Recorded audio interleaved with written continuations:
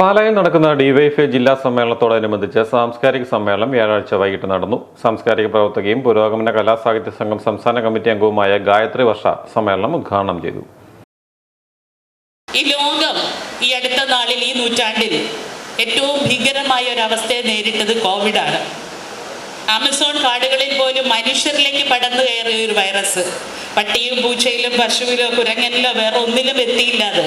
പക്ഷെ ലോകത്ത് എവിടെയുമുള്ള മനുഷ്യൻ എന്ന് പറയുന്ന ആ ഒരു പ്രത്യേക ജീവിവർഗത്തിൽ ലോകത്തിലെമ്പാടുമുണ്ടായിരുന്ന മനുഷ്യരിലേക്ക് ഭയാനകമായി ഭീതിതമായിട്ട് ഇനി എന്ത് എന്ന് ചോദിക്കുന്ന അവസ്ഥ സൃഷ്ടിച്ചുകൊണ്ട് കയറി വന്ന വൈറസ് കോവിഡ്.